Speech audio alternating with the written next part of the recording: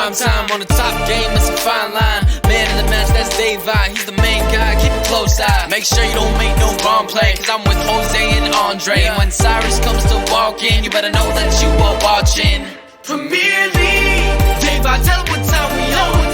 Prime time. Let me hear you say Premier League. David, tell them what time we on. Prime time.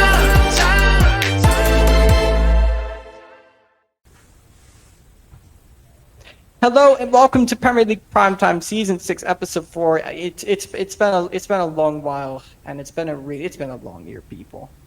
It's been a long year. But for now, we got Jose, we got Andre here. How are we doing? Yep. What is it? 5.5, 6.5 years of this? Yeah. Just we know how this works. Sirius will be here. Mo hopefully will be here. If not, and oh well, it is what it is. But let's just get straight into the show, shall we? Into our top 6, right? But we'll move around a bit, and we will start off. We'll start with Tottenham. Andre, looking at your last, 7, 8 games. Thoughts on the manager? Any players that stand out to you negatively, positively? What are you saying?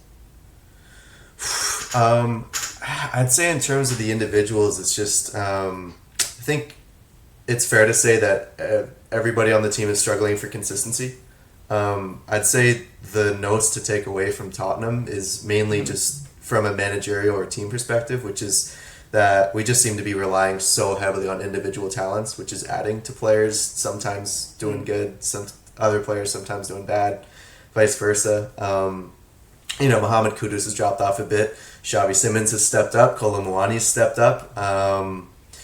Pedro Pro, initially very good, now dropping off a little bit. So it's just just systematic. I don't know if I think it's a bit tactical. I think it's a bit motivation. But the team's just overall struggling for consistency, and it's just reflecting in those performances and results. And why do you think the team struggles with consistency right now? Do you think it's just the form of the players? Do you think the manager has any blame to take? Or do you think perhaps it's just, the limitations of how good some of these players actually are? I wouldn't say it's limitations, because I feel like the guys who it might be limitations have been frozen out of the squad. Bissouma comes to mind. Ben Davies comes to mind, right? Mm-hmm. These are guys that, may not be up to par. But I think, honestly, it might be just this switch in managerial style, and that Ange was, I feel like, mainly a motivator, as maybe the best thing he had in his arsenal. And Thomas Frank is a calmer manager, and I don't see the same hunger in the players, to be honest. So I think tactically we're starting to improve a little bit, build out in a 3-2-5. That's looking sexy, but in the attacking third, there's just no killer instinct. There's no 50-50s aren't good enough. So honestly, for me, it might be just motivational sports psychology kind of things that are really holding this Thomas Frank engine back. Joe, what do you think? Because I also think to a certain extent, like the quality that you got in your attack, and to a certain extent, I rate Ange, so much to a certain extent when you look at his ability to coach attackers, and this is why I say constantly all the time, a sign of a good coach is taking what you got and making the very best out of it. And I mean, Ange for his attackers, he smashed it. I mean, he's taken players like Brennan Johnson and made them look like world beaters. Do you think down to a certain extent, you could say it's down to the quality of players that they've got? What do you think, Joe? Well, I don't really rate Ange very high. I mean, he obviously won Tottenham's first trophy in a long time, and I rate that. But otherwise, I didn't think they were a very formidable side. I mean, obviously they beat us, but we're a joke too. So it's like, oh yeah. But anyways, I think I was gonna ask because I feel like this is the second season in a row where a Thomas Frank side has been very heavily dependent on individual performances. I mean, last season it was Visa and Mbeumo up front. Mm-hmm. for them, basically scoring all their goals in the league. And this season we're seeing it again at Spurs. So I'm just kind of wondering if Thomas Frank he's good at making the sides hard to beat, but is he something of an Ole Gunnar Solskjaer, and then he's like waiting for he's like a moments manager in terms of going forward. He's like he just waits for one of his good players to provide a moment and then lock up shop after that. Yeah. That's a really good point. But I mean, to a certain extent, like, I feel like Oli wasn't as negative in a way. Like, you know, No. I feel like Oli would just let the players kind of just do their thing. Like, he do what very basic setup, and it would just be relying on it would be Bruno or Pogba or Cavani or Rashford, Greenwood, whoever, to just make it work. Yeah. And there was too little coaching, but do you I think mean, Thomas Frank needs to take the handbrake off though? I think he does. I think he's got a lot of attacking talent that he can use, and needs to find a way to use it. I mean, for me, whenever I watch Spurs, I don't really see them playing a proper system. I see it's kind of similar to what's happening at Real Madrid almost at the moment, where I don't see Xabi Alonso implementing like really his system. He's kind of just letting them do their own thing, like in the Ancelotti days. And I feel like that's also what's happening at Spurs. I feel like if he can lock down a proper system, and I know Andre was saying he was seeing would you say a 3-2-5? That was looking interesting, but if he could really implement that, then that might be interesting for Spurs. But I haven't seen it yet. That's why it's working in the first 2/3 of the pitch, maybe. But I mean, the thing that I think I have a problem with is like the complaints from last season. I wouldn't say Thomas Frank has solved any of them. I mean, I think at this point last season we'd conceded less goals and scored more goals. That says a lot. We're conceding more XG. We're creating less XG. Defensively, if you look at the goals we're conceding this season, I mean, it's just as embarrassing as last season. If we're calling the high line and having to watch Van de Ven run back and get sauced up, it's like, dude, the same thing is happening. The same, sure, it's not quite as high. Maybe it's a mid-block, kind of, but it's still happening. So it's just like, you have that. The injuries are still a thing. You know, Solanke, Kulusevski, Madison, yes, those injuries from before, but okay, still going. We still have numerous injuries popping up throughout the season. And we're still, 14th or something? 13th? So we're still mid-bottom table. So I'm like, the complaints, the problems, the dysfunction from last season has completely carried over into the Frank tenure. Nothing's been solved. You're 13th. Yeah, 13th. Exactly. Yeah. So the problems have carried over. Dysfunction is still there. The stuff that he was going to shore up has not really happened. Sure, a couple more clean sheets here and there at the beginning, but that didn't last. The only thing that I feel like is different is that last year we were guaranteed goals, and this season we're not. Mm-hmm. We're not creating chances at all. All our goals, to be honest.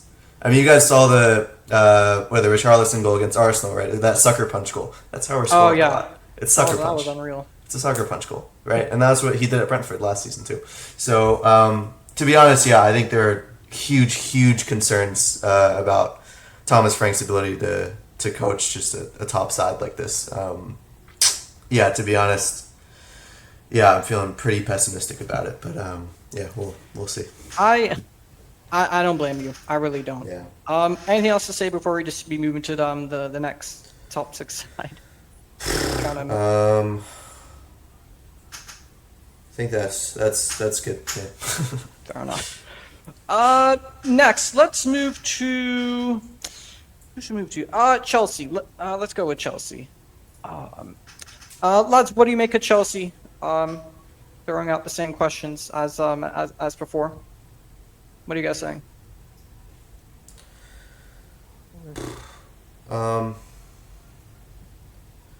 They're a formidable side. They were finding some consistency and then dropped off a bit. I still think they've got individual talent, but for me, I think I'm like seeing Maresca, befittingly kind of take after Pep, and he seems to be overthinking some of these matches. No, is that fair to say? I do feel like he does overthink some of these matches to a certain extent. He does.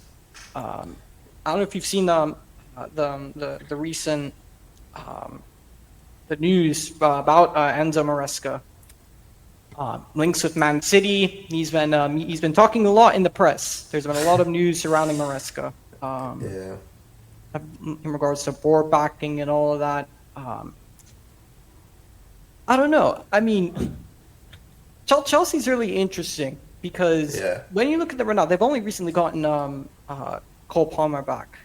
Yeah. Which you know, we do love Usman on this channel, but he did tell me that that Chelsea look more balanced without Cole Palmer in the side, which I think the less said the better.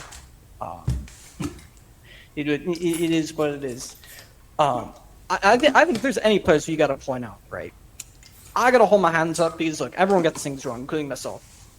I've gotten Liam Delap horribly wrong.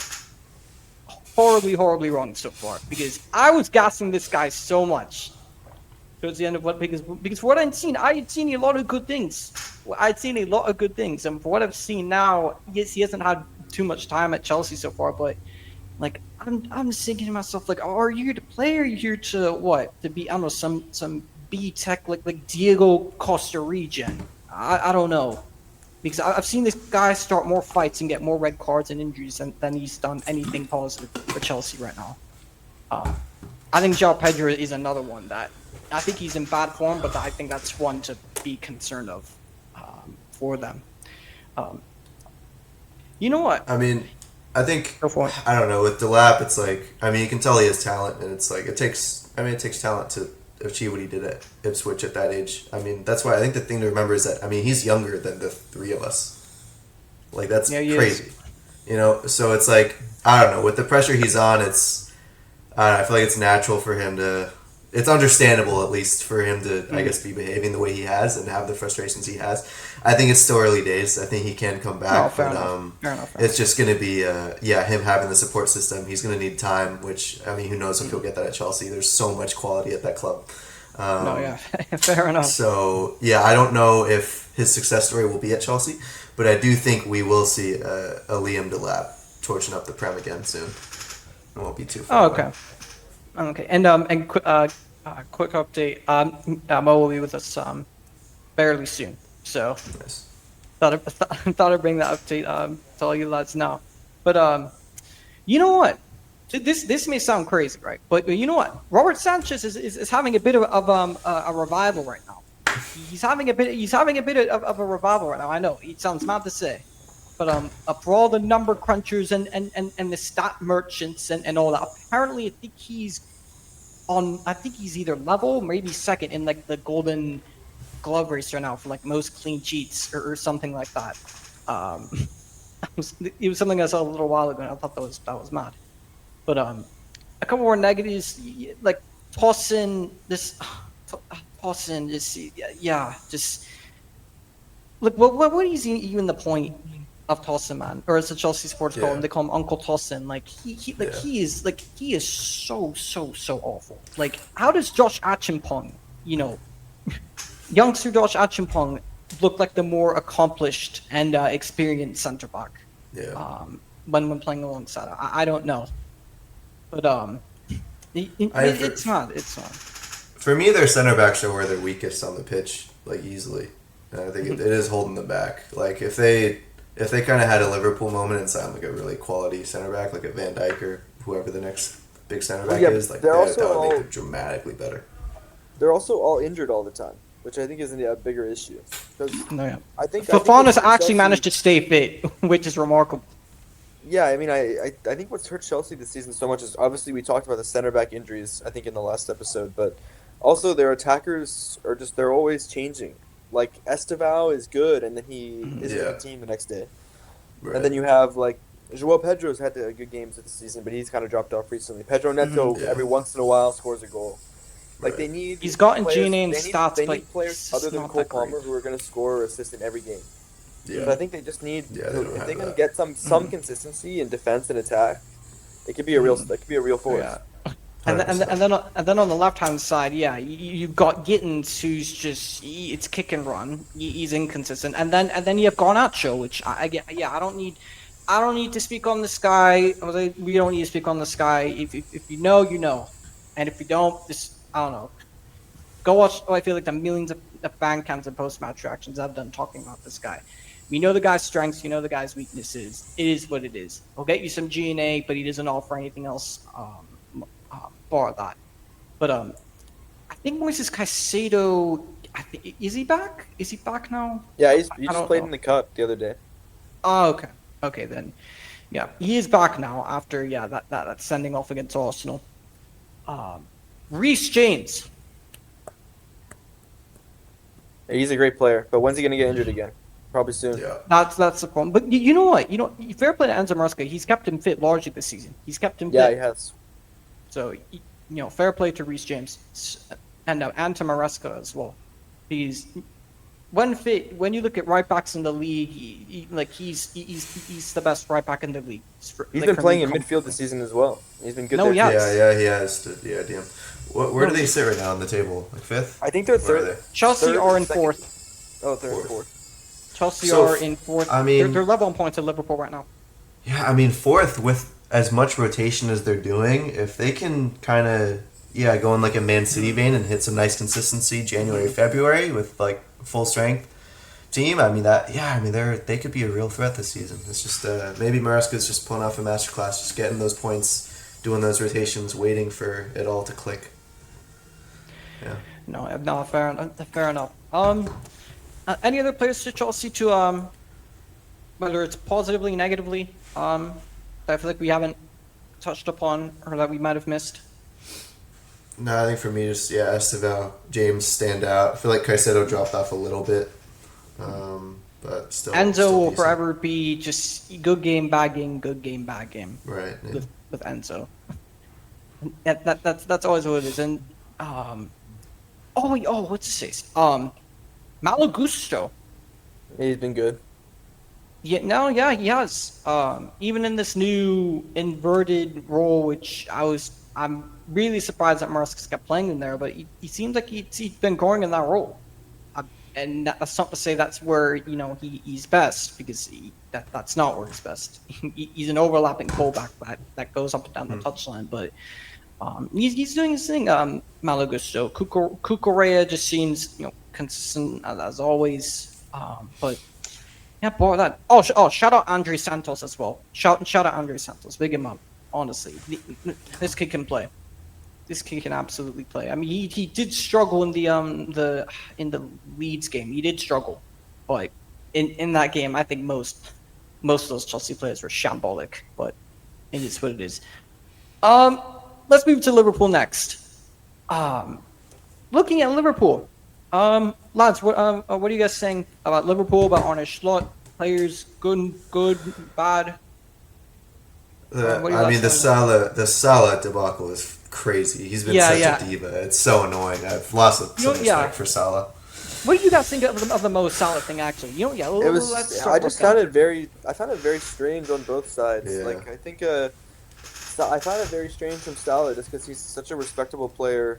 He doesn't usually open his mouth like that. He's like he doesn't really ever, unless he's a great player, and I don't understand why he, after getting benched for what was it, like 2 games he was benched for, and then he just comes out and says he like, didn't oh, come I off the don't know. bench. He's like I don't know, this might be my last game. Like at this rate, I probably never. But Mo play Salah again. always does this It stuff. was wild.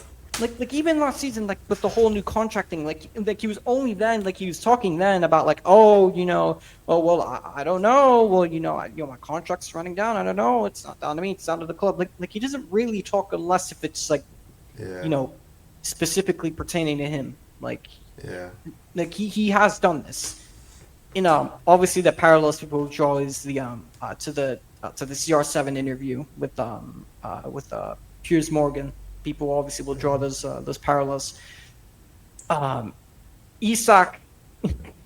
Hold on, just on the Salah stuff. I mean, the biggest comments he said was also not even in an interview with Piers Morgan. It was just with fans with little like smartphone video. It's just like, I have no idea how any professional footballer sits out like 2 games and then has that reaction. That's wild. You've been a professional footballer for maybe, I don't know how long, 20 years. It's just like, he's been at Liverpool for like 7 years. It's like, I don't understand it. Yeah, It's wild, dude. that was mental. I just can't. I mean, honestly, he was objectively poor. He should have been out of the team Well, way them before poor. that. Yeah, I agree. He's them been so poor. He's Like, not been oh my contributing God. anything.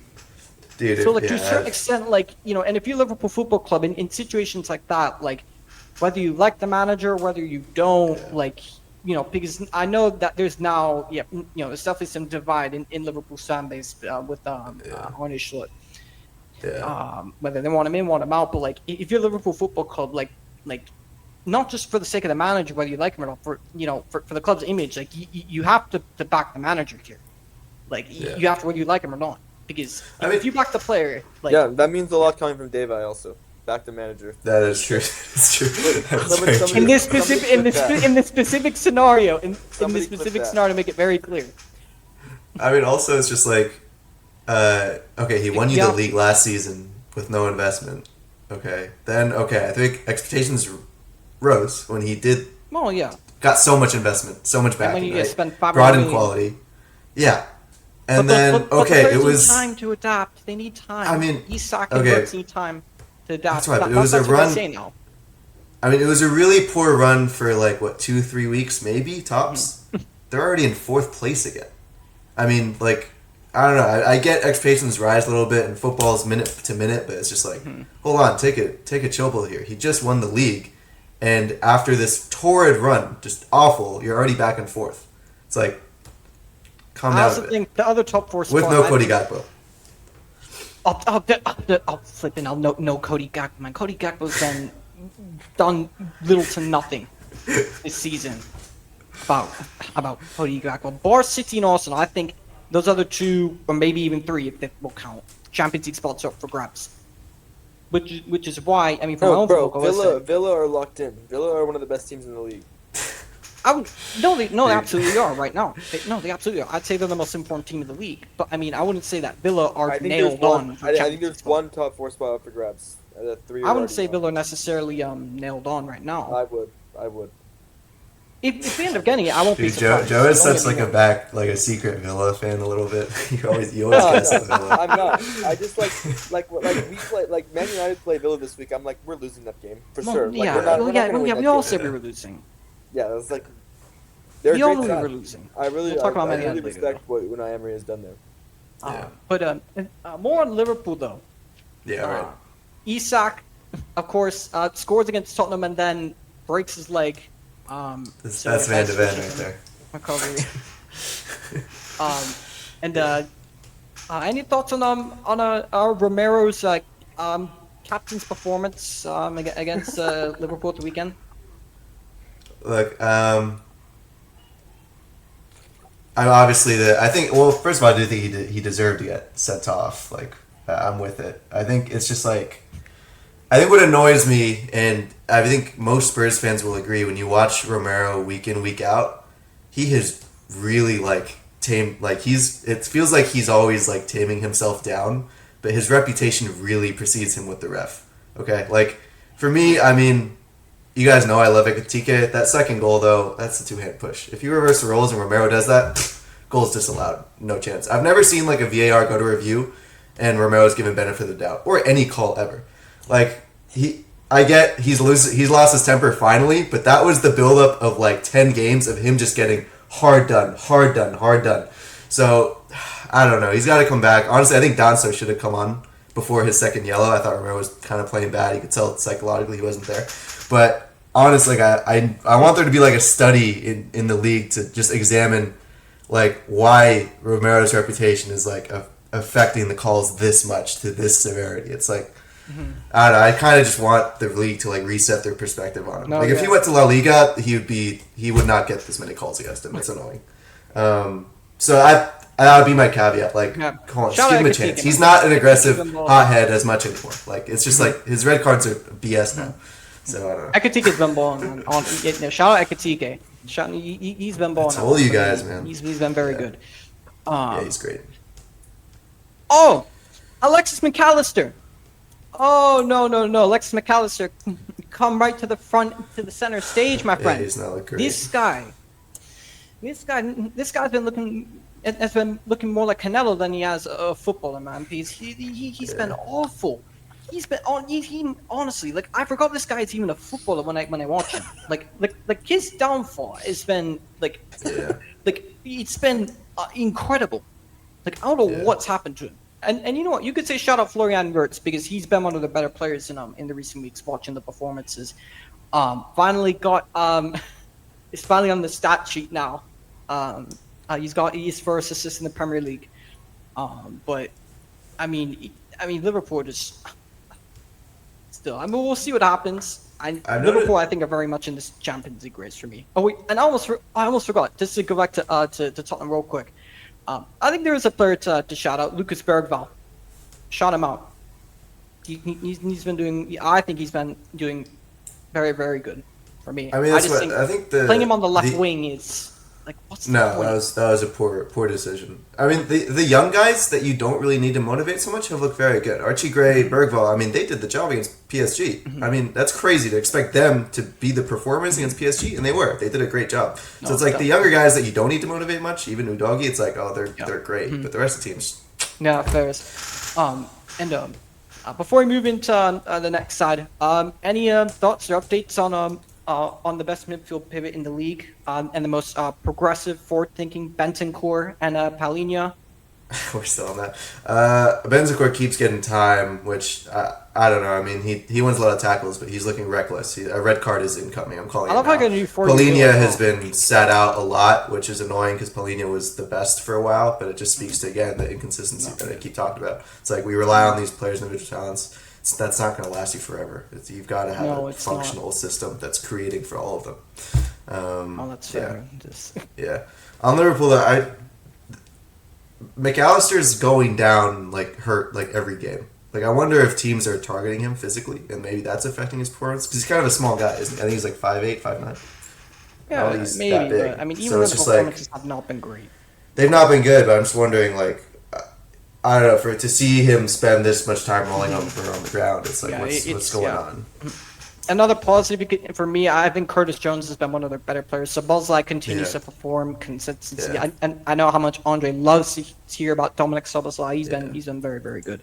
So moving away from Liverpool, these two aren't here. So we'll zoom into Manchester United now. Joe, what are we saying about our last 8 games? What evaluation scores for Ruben Amorim, and players standing out positively, negatively? Yeah, too many draws.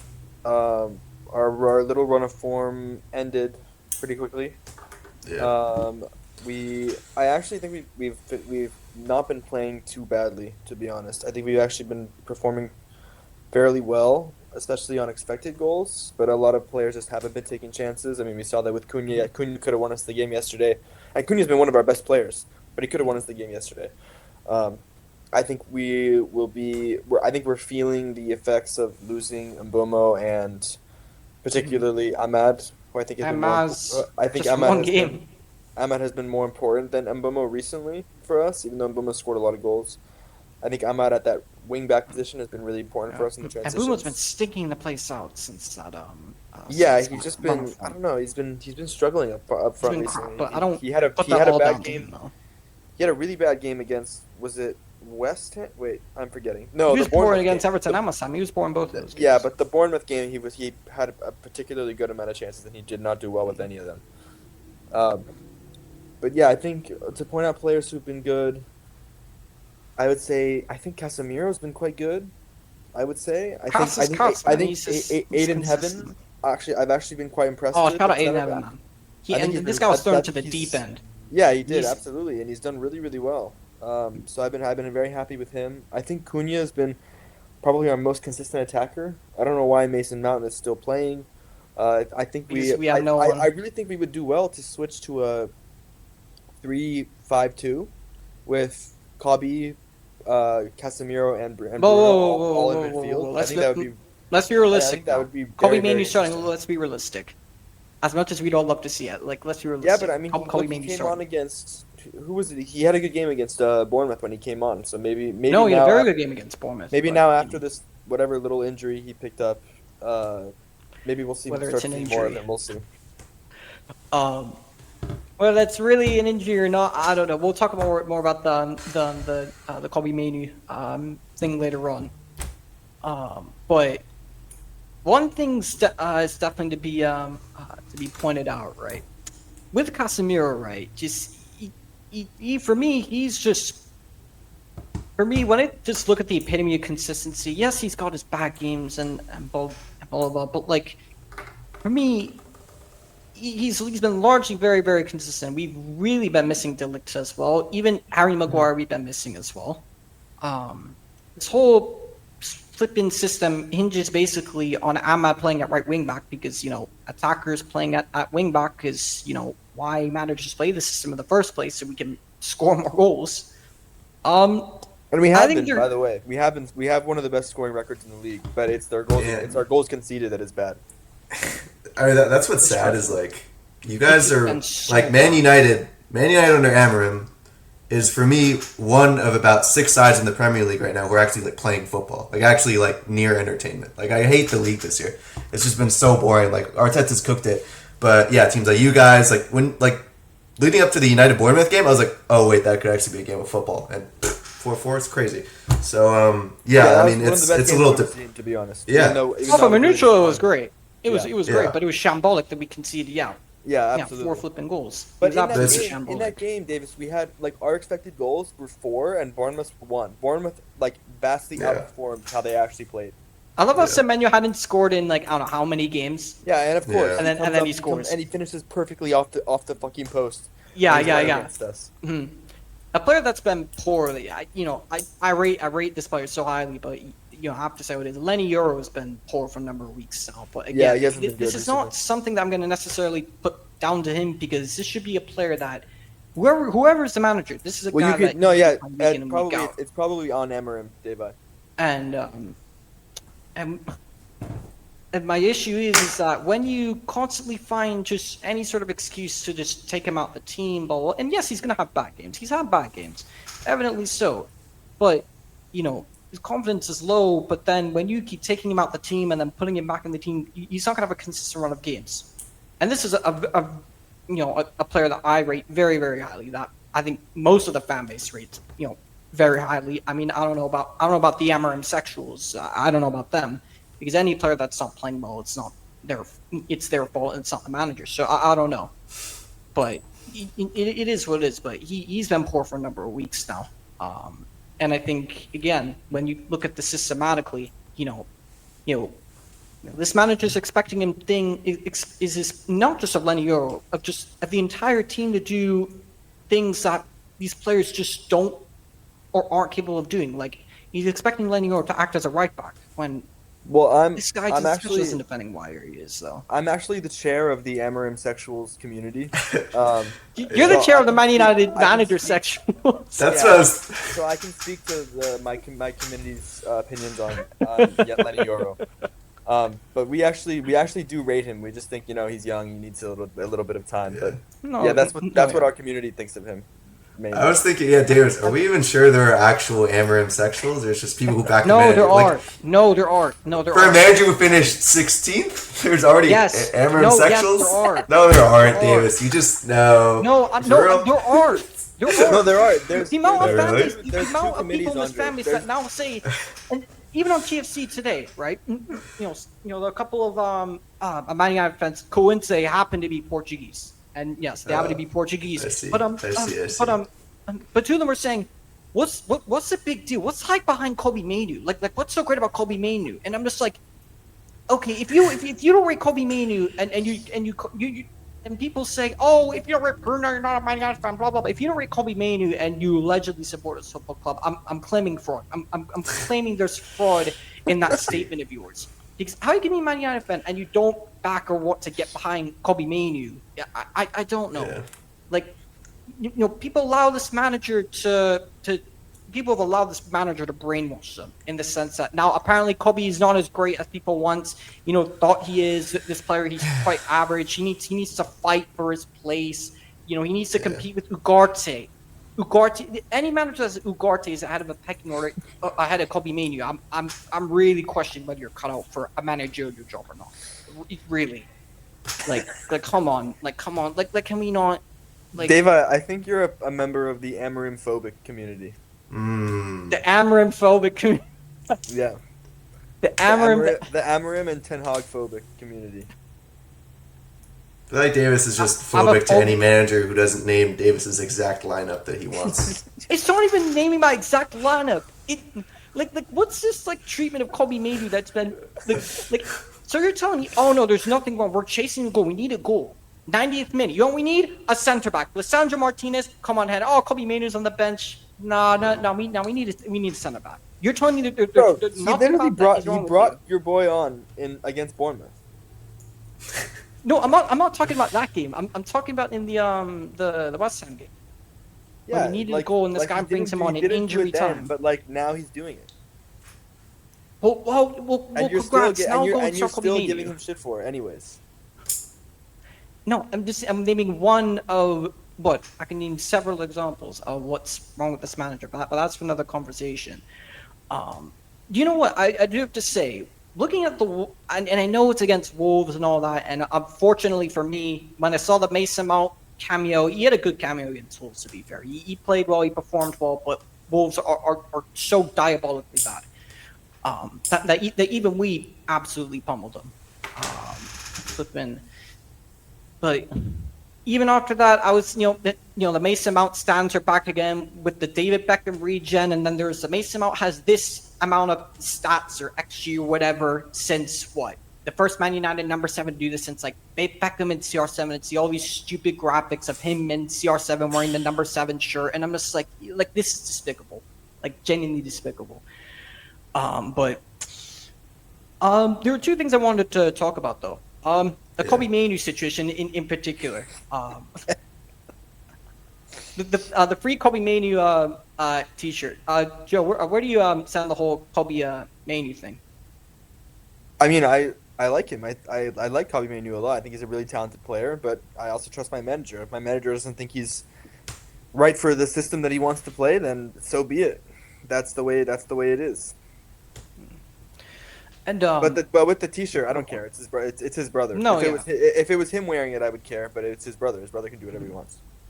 Right. Yeah, and I know a lot of people are going to draw some parallels, and they're going to say, oh, if this was Alejandro Garnacho and his brother, and it's like, oh, it's the same thing. I'm just like, okay, firstly, it's not the same thing, because let's apply context here. Man like flipping Skeletor was playing every single game for he played 36 out of 30 Premier League games. He started that amount of games. He played more or less every single game of the Europa League. This guy was playing so many minutes for those these past 2 seasons for the football club, and this guy in his cryptic posts and tweets and liking a post that went against the football club and his brother as well. That's entirely different to a situation where a player who's just literally being deliberately frozen out, who's being left out, who's not getting any look-ins. This guy's not started a single Premier League game all season. Why? Yeah, that's a question for Amorim. I mean, I know the conclusion of why that is. He doesn't rate him. It's as simple as that. But it is what it is. And lastly, the Bruno Fernandes interview that came out last week or so. If you've heard about it, I haven't seen it. Can you give me a summary? So there was a huge amount of there's a big deal with this Bruno interview, but I think he was after the transfer window, or maybe he was recorded, I don't know, a few months ago. I think during one of the international breaks, maybe just after, with this Portuguese outlet.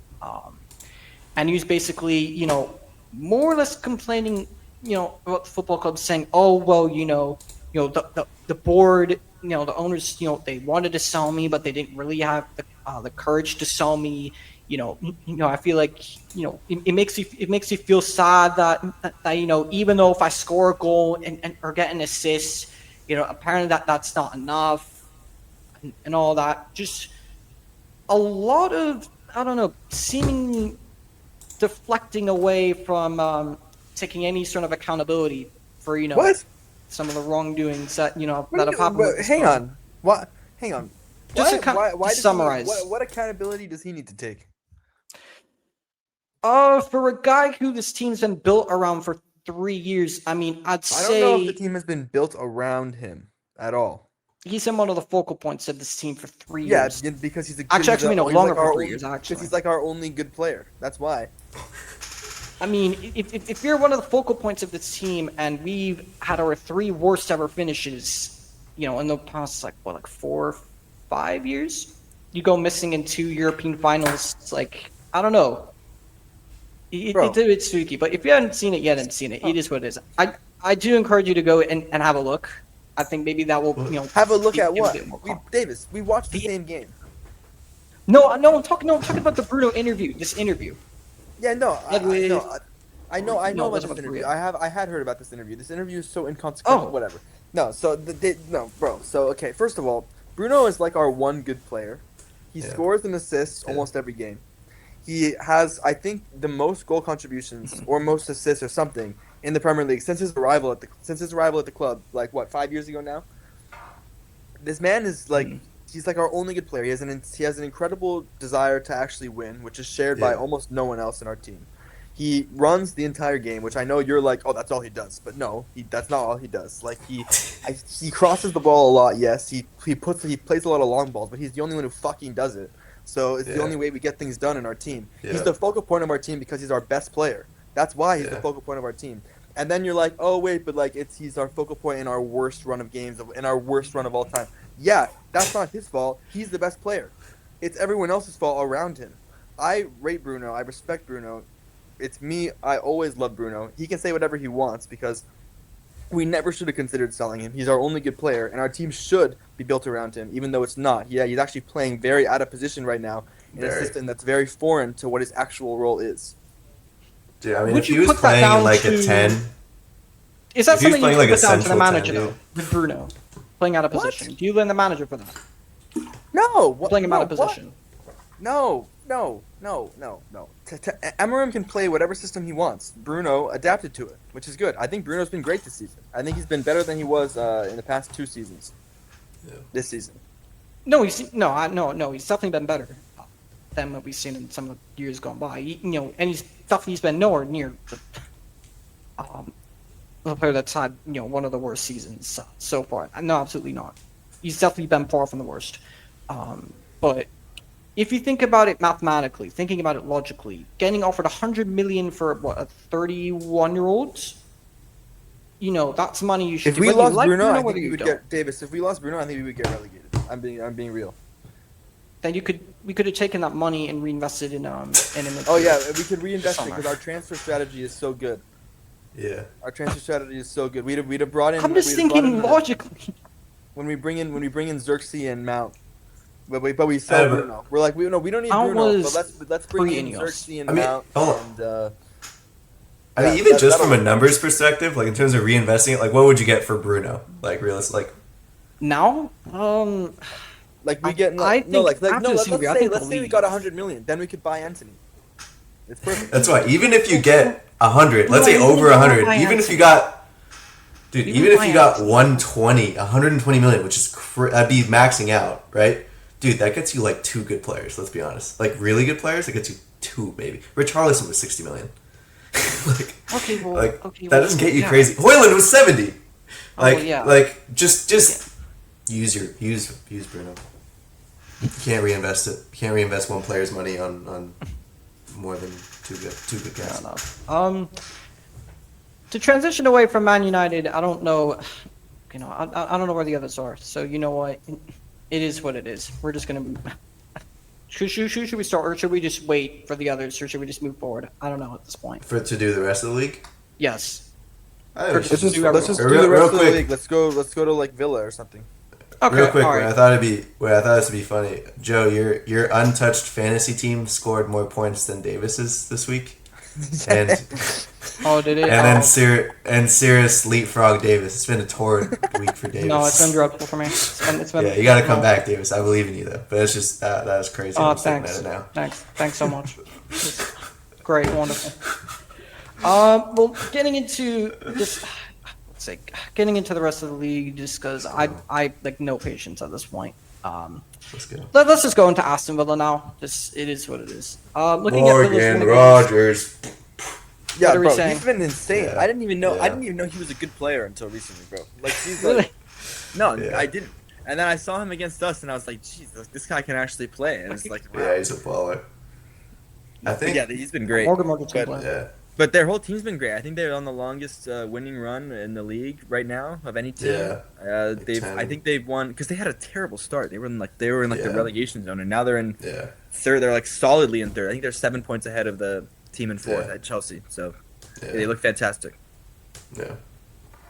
Anyone else that you would point out for Aston Villa? I mean, they're what 10 games unbeaten now under Unai Emery. So, I mean, it's been Yeah. absolutely Yeah. brilliant. That's Let why me it's look such at- Let me a. look at their team. Yeah, I don't know. The season is just. It's definitely the season of just inconsistency. It's just purple patches for every team. It's crazy. No, fair enough. And we'll see if I mean, we knew like we said at the beginning of the season, City could go on their January run soon, and then like just in time, Arsenal are beginning to fall off. It's like kind of crazy. It's like holy crap, is it actually going to happen? Like, it's crazy. You know, I think shout out to Kamara, shout out to Tielemans, them as well. Who else in that? Onana as well since he's been back. Shout him out as well. I think he's done. That midfield I think has been absolutely immense. And Andrew Konsa for me is he's so unbelievably consistent. I think he's done a really good job. Villa fans, right back on the centre back. Villa fans have also been pretty happy with Daniel Malin as of late. No, is that wrong? I feel like they've been gassing him up. Have they? A few weeks ago they were. I don't know about the recent couple games. A few weeks ago they were, definitely. Like at the beginning of that run, I think they were praising Malin. The tail end of this run, I don't know. But yeah, he's looked fine too. No, fair enough. I think with that we'll move into if there's nobody else, we'll just move into Bournemouth now. What are you guys saying for Andoni Iraola for Bournemouth? Or actually, wait. So Joe, if you were just saying yes or no for Villa finishing with Champions League football this season. Oh yeah, yes. for sure. For sure. I think there's a very good chance. There's definitely a very good chance of that happening. We'll see. I think you're saying no. You're saying no, Andre? I think I'll say no. Yeah. Who do you think's getting in instead? I don't. It's tough because they're competing in the Conference League this season, Villa, or Europa League. What are they in? They are in the Europa League. Okay. Mm-hmm. That could be another way for them to get Champions League football too. Unai Emery's experience. Evan Gason for Villa as well he's been doing better in recent weeks. I mean, I still don't really rate the player. Who did you say, Deva? Evan Gason. They signed him from Nice, I think, this summer. He's at AFCON now with the Ivory Coast, but he's had a rough start to life in the Premier League, but he's been getting in and about in recent weeks. So before he's gone off, so I guess shout out to him. But now going back to Bournemouth, what are you guys saying? I mean, I can speak to the game they played against us. They look fantastic going forward. I mean, they look just a super dangerous side, very clever team. A lot of their players make great deep runs. I forget who it was, but I remember a moment when was this for the first goal? No, it was just a good chance, but I think it was the left wing, or no, Semenyo played a ball in, and it was the left back. I don't even know the left back's name, but the left back made a really good run into space. I think, yeah. Yeah, and then he crossed it, and they had a really good chance, but I don't think they scored it. But they just look like they create such interesting opportunities, and they were really, honestly, really good, really fun team to watch. I have to say, I think Iraola's top manager. He's bound for a better job very soon, I think. At some point. I'd say that midfield partnership of whether it's I'd say both Tyler Adams, not just Lugo. I think the performances have been really good as well. Alex Scott as well a couple months ago, his first national team call up, big. He can make himself up. He's been very good. I mean, I think he's been much more out of the team right now, but I think he's definitely worth mentioning. But I think there's going to be one player that we talk about because it's inevitable. Antoine Semenyo. The release clause, his £65 million release clause, expires on the 10th of January. Where do you guys think he'll end up? Because I feel like it's inevitable he goes. Where do you guys think he'll end up? I think so. I don't know if someone's gonna pay 65 million in January for him. I don't know. I mean, I think he certainly would deserve it. He's a great player, but I just don't know if that's. I don't know who buys him. I don't know. Do you have any ideas? The teams, according to sources that I've looked at and have been trying to actively check in with it, there's been Liverpool, a lot of Manchester United, Manchester City. It's been them three. Yeah, I don't really see us signing him. I mean, we have Mbomo, even though he's out for AFCON right now. We have Cunha from Sheshko. I feel like we don't need more attackers right now. But then Liverpool, like they just spent 500 million. Are they really going to spend another 65 million in January? I don't know. Man City, maybe. I mean, I'm trying to think who plays right wing for them right now. Has it been Bernardo or? Ronaldo plays in central. Has been playing in central midfield. It's been Savinho and Ryan Cherokee who. Oh, Cherokee's been brilliant. That's my right. goodness, man! Just honestly, I don't know. I don't really see any of those three teams signing him. We'll see what happens. But that would be a really interesting one to see. Moving on from Bournemouth, Brentford. Looking at their run of games, Keith Andrews has been doing. It's spent probably not too great as of late for them. What are you guys saying? Players good, bad? I mean, I think he's been doing a good job. Keith Andrews, a great one. In fact, I think it's just like now the quality of Brentford is beginning to catch up to them. Right? It's like you can play some really good football, be competitive, but we're now officially about to be midway through the season. Quality is starting to show. They're definitely trailing off a bit. I mean, I think Igor Thiago's been pretty impressive. Yeah, player of the month, Igor Thiago, man. He's been in great form. Yeah. For what? I feel like a number of weeks now. Yeah. Being a player of the month, so shout him out. Yeah. Kevin Schade, I think, tailored off a bit. Yeah. Just a bit. But that's all I really have to say about Brentford. I've not been keeping too much of an eye on them, but they're just doing the thing. I mean, I will say, I mean, we pretty much all had them going down, and now it kind of feels hard to stay committed to that. Credit to Keith Andrews. Yeah. Credit to them. No, definitely. Brighton, Munich, the one and only. Lads, what are you guys saying? Looking at this run of games, the Hertzler and good games and bad games, not so great. Good players, bad players in this run of games. Yeah, pretty. I mean, pretty much 3 wins, 3 losses, 1 draw. I mean, it's pretty much as 50-50 as it gets. I guess all their losses came in a row, but it was against Villa and Liverpool. Yeah. I feel like they're just gonna be a mid-table team this year. I mean, I don't see them pushing for Conference League, Europa League. I feel like they're gonna be right around mid-table for the rest of the season. Yeah. Yeah, they definitely could be. Danny Welbeck's been like so consistent this season. Cult hero. With goals as well. Yakuba Minte has been great. Minte, definitely. In the games. So Kodioglu's been hit and miss. Carlos Baleva just continues to drop off, but I think it's because we all know where he wants to end up next summer. Their goalie too has been quite impressive. Verbruggen. Yeah, Verbruggen. Yeah, he's very good. He is racking up the saves. He's saving them at times. So him too. That's pretty bad. I think that's about it from Brighton as well. Oh, shout out Ayari as well and Diego Gomez. As well, both of them have been very good. Burnley. I think they lost. It is. They actually have lost every single game. That's actually meant. They've actually lost every single game. Jesus. I mean, look. Yeah. No, they've lost the last 7 games. I mean, look, with Burnley, it is what it is. With that's quite a run. Park. Like they're gonna. They're definitely gonna go down. I'd say bar what like bar Hartman and Ugo Chukwu maybe. There's really not been much hope for them. I mean, honestly, if I'm them, it's just like okay, like we all, as soon as we saw Scott Parker coming up, they're going down, right?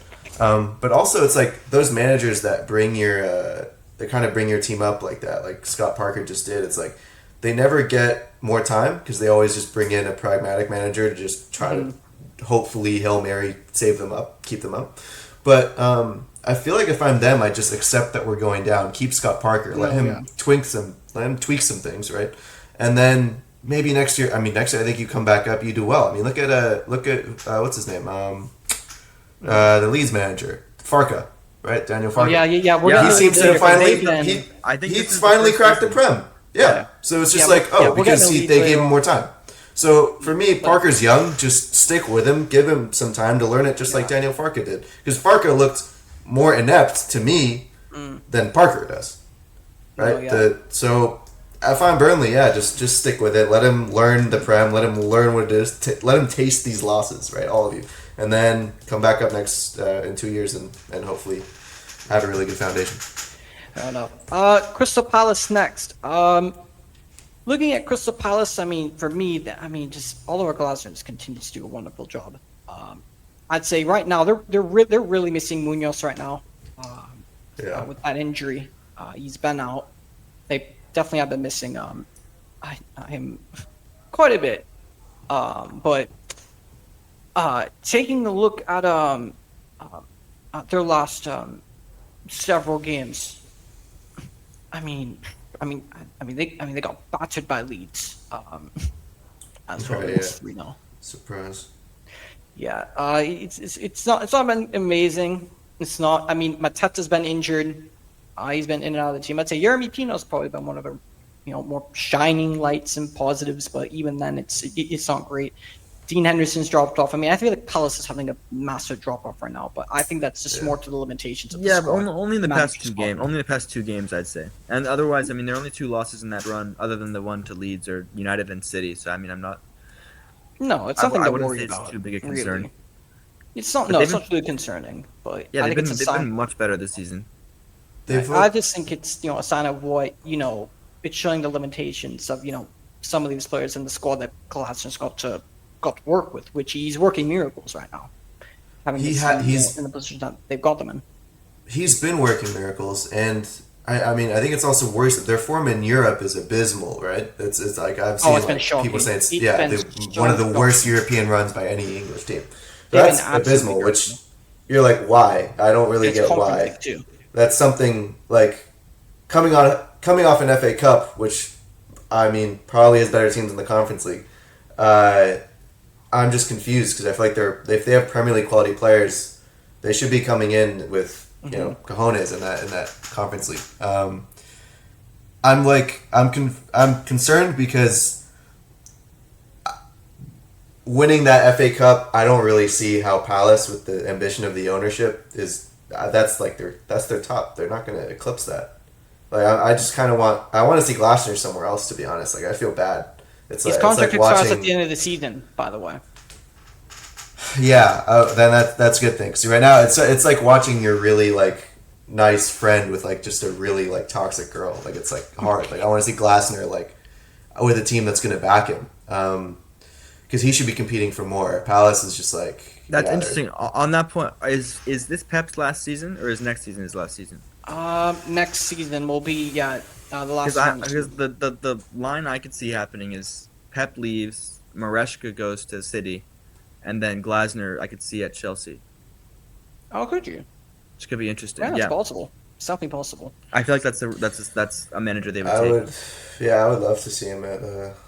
I mean, not from a rival fan perspective, from a neutral perspective, I think he would do really well at Chelsea. For me, he's a grade above, your Marescas and your Artetas. What about your Emerans? Yes, he is. Like pedigree. When you look at what he's won, the guy's won a Europa League with Frankfurt in the same. Yeah. I think that was the run that they faced Barcelona in, if I'm not wrong. I think they faced Barcelona in that run. that final. So yes, unfortunately for the Amorim sexuals, I'm sorry, I do rate Glasner much higher than Ruben Amorim. I'm sorry. I know. Some of you are going to say I'm not a real fan. I know it's unfortunate. It is what it is. Would you rather have Iraola or Glasner Davis? I'm taking Iraola, no questions asked. Yeah, I feel it. Well, because you like a four-back. Yeah. I like both managers. I do, but for me, this three at the back needs to go. Like it needs to go. Like it's not benefiting anyone. So if I'm looking at Glasner, that's got to be one of the conditions. If he's willing to, change to a back four, then okay, probably keep Glasner the edge just because he's got a bit more experience. But I'd definitely be happy with Iraola. But so I think tactically, I feel like Iraola would be more fun. Like see a four back higher line, but I think in terms of experience and dealing with egos, personalities, I'm like, oh, maybe Glasner would be a little better. But I probably want to see Iraola too there. Looking at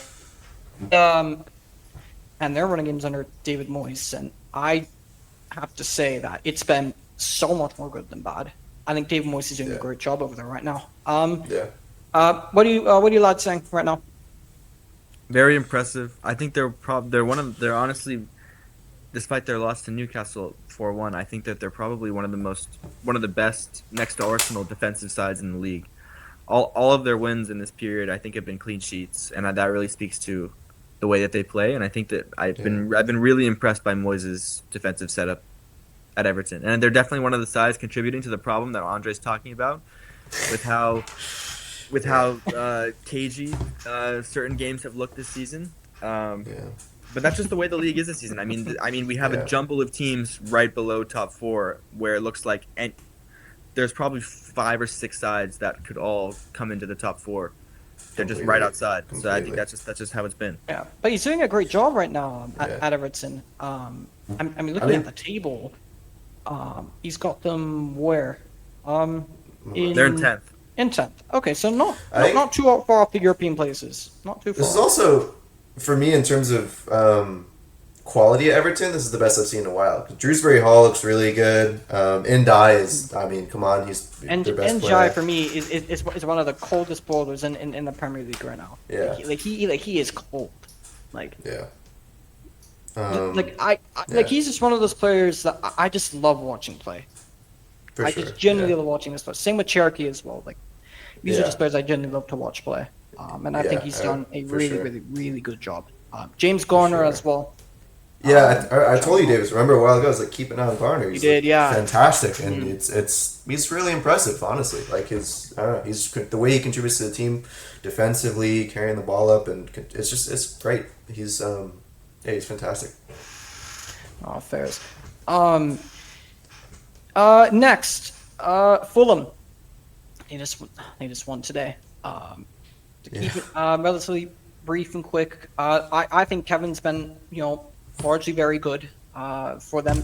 Josh King has been great. Chukwueze has been he's really impressed me, as well as Harry Wilson. Wilson's been maybe the most informed attacking midfielder in the league. He's been incredible. Robinson's back as well. Anthony Robinson's back from injury finally. Anyone else from Sunderland? What do you guys? What are you making? Someone who's reaching Sufal status for me at Fulham is Calvin Bassey. I have to say. Why? Wait, I'm curious. Explain. I really like him. First of all, I talked about this in a few episodes back, but I love that his pants are always falling down. But other than that, I saw this attacking run that he did. I don't know if you guys saw this clip, but he basically went on a run from center back where he got all the way up in front of goal and then he just skied it. Oh yeah. Yeah. And I loved it. It is brilliant. He's a monster. I know it's gonna be interesting because he's away at AFCON, so they're not gonna have him. Yeah, he is. They're playing Cuenca right now in this place. Yeah. Alongside Joachim Anderson. Yeah, honestly, I need to take the time to just. I mean, I honestly I don't like Fulham. They kind of rub me the wrong way for some reason. But yeah, Harry Wilson. I mean, Jesus, he's looked He's got a one so good, ridiculously good. He's got a wonderful left foot. Yeah, I can't say how much he's been. You can't overstate how much he's been impressing me because he's fantastic. No, definitely. Next, now this team. Before we get into anything, do you think they've turned a corner? And then we can get into the positives and negatives and what are we thinking of this run of games for Leeds under Daniel Farke right now? What do you guys think? Yeah, it certainly seems so in the past few games. The Liverpool game, the Brentford game, and then today not today, but yesterday they won. When they won, I think they looked really good. No, 2 days ago I think they won.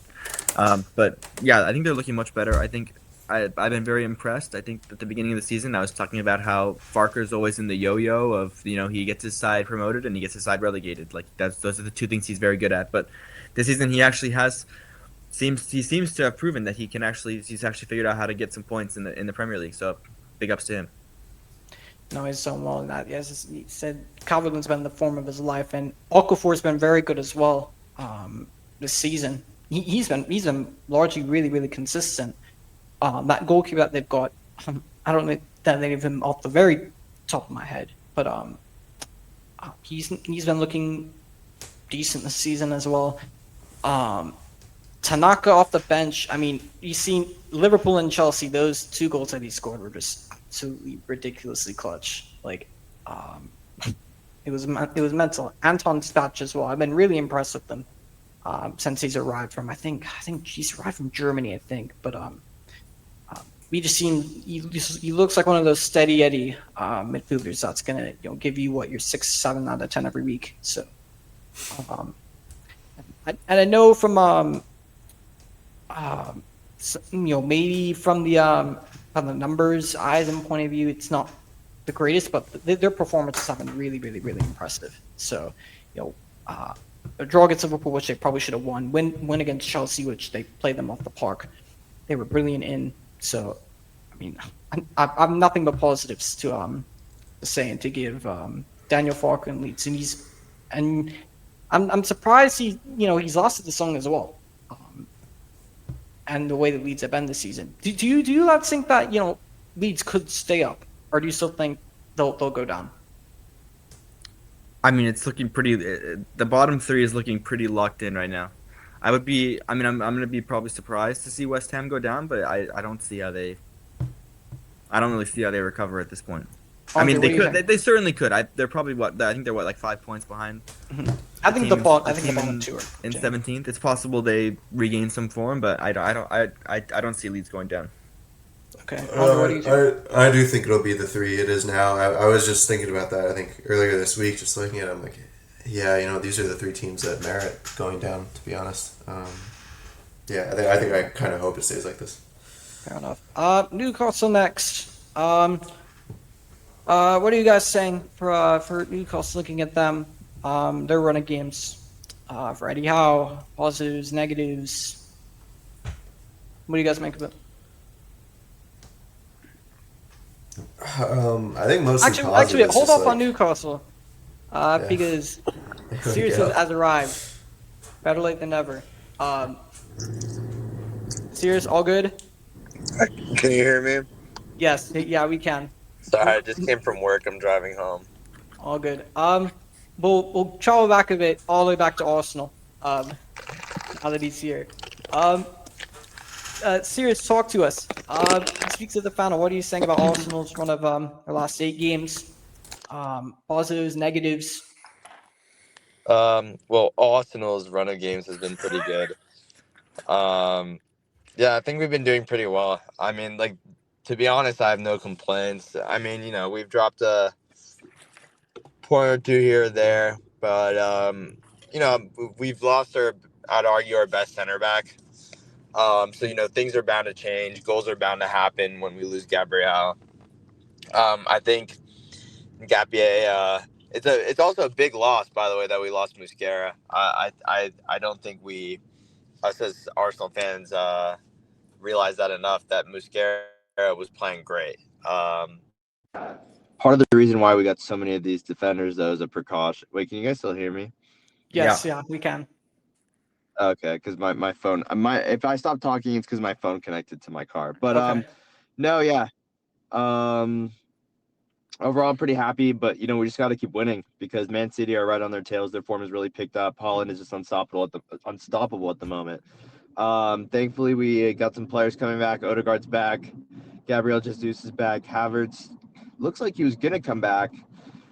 Suffered now he's another setback, but should be okay. We have a game tomorrow in the EFL quarterfinals, so I think Jesus would get some good minutes there. But overall, I'm happy with everyone. No one is really playing bad at the moment.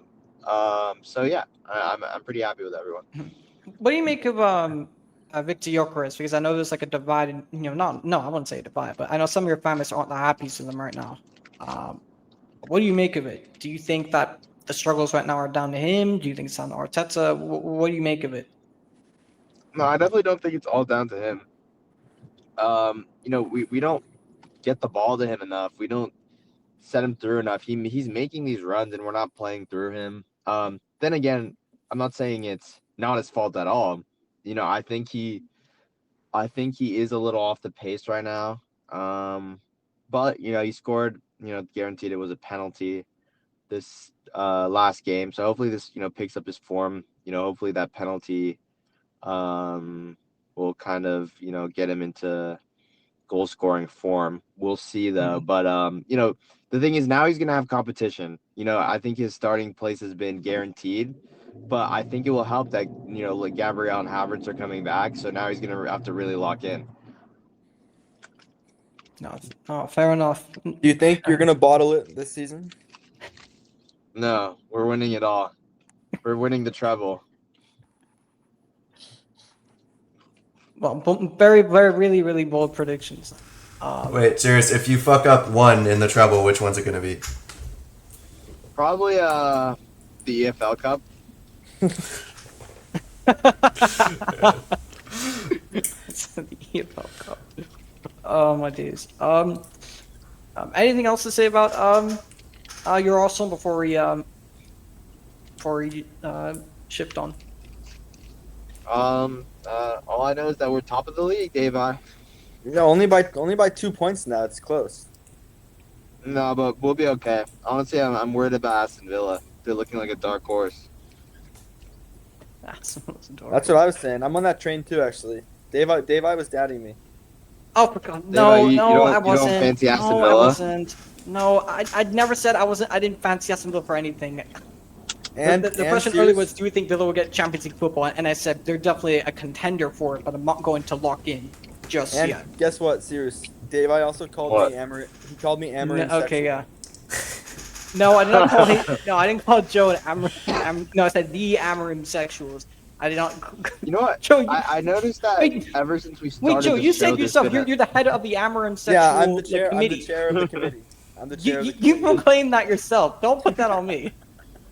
You know what I have noticed, that since the show has started, Dave is always against the Man U manager, and Joe's always really for, very pro. It's always the same. No, that started with Ten Hag, but yeah, nowadays. No, yeah, it wasn't always. I mean, I was more Ollie out towards the end of it, but I wasn't actively get this guy on my football club. But the driver in front of me, has Arsenal plates. Funny enough. Oh, so wait, so you would say he's a gooner as well? Yeah, it says gooner on there. All right, good. Anyways, moving back to Newcastle, and what are you guys saying about their run of form? Good, positives, negatives, on the player side of things. What do you guys make right now? For sure you have to say just Nick Voltemata. Yeah. But they're playing really well, to be fair. They're very formidable, but it's clearly been taking a toll on them to try to compete in so many competitions. So I think it's because they're sat pretty low on the table right now. No, aren't they bottom half? Or mid-table around there? I think they're 11th, something like that. No, yeah, They're currently no, yeah, you're right. They are in 11th. They're below They're Everton. 11th. So they're playing so much better than 11th place. So I think points are bound to catch up to their form. But I think the thing that could hold them back is just competing on all fronts. Even though they might have the quality, but it's just Eddie Howe's, I don't know, figuring it all out. But yeah. No, I think for me, if there is some pluses to take away right now, I think Malik Chia has really stepped up in recent weeks. I mean, that performance he had against Everton was definitely incredible. He scored like 2 goals, 2 headers, but I mean he's been really, really putting in some good performances in the recent weeks. I'd say for negatives, I mean this Anthony Elanga transfer needs to be looked into. I think because he costs 55 million plus add-ons. It's definitely looking a bit spooky right now because it's not been looking like 55 to 60 million right now. For Elanga, but obviously it's been only half a season, so we'll see what happens. But he's not been nailing down that starting slot on the right hand side as probably would have expected. Which I think, I mean, it's partially down to him, and I think it's also partially down to how this may sound a bit mad, but how important Jacob Murphy is to just the overall balance of this team. It may sound a bit crazy, but Nick Bolton, I mean, I guess no, you can't say Nick Bolton on that. I feel, and even with Isak as well, Jacob Murphy's the profile of the player that he is. It's just get the ball, go down the line, and put crosses into the box. Nothing fancy, no cutting inside, just putting balls into the box for the strikers being the main responsibility. And you know what? It's proved to be very important and valuable because when he's not on the side, I'm not seeing as much, balance and cohesion in that front three. People can agree, people can disagree. So I also do think it's also partially down to that. Harvey Barnes as well had his had that little run of form. Anthony Gordon's hopefully getting back to his best self, but even he dropped off for a few weeks. But yeah, let's see. That's about it for them. Into Nottingham Forest. This run of games for Sean Dyche. What do you guys make of it? I mean, they're probably the one other side I could see creeping into the relegation zone. I mean, I think they've won 2 games. One was against Wolves, which I guess is just a gimme at this point. And then one was against Tottenham. So I guess, yeah, that's also a gimme. Yeah, I guess so. But, Honestly, I guess maybe that was their revenge for the whole Postecoglou saga. yeah. Oh God, no. No, with Nottingham Forest, it's something been interesting because I mean, I think Gibbs White. I mean, from last season, he's definitely fallen off a cliff, but we've seen a bit of a revival here and there.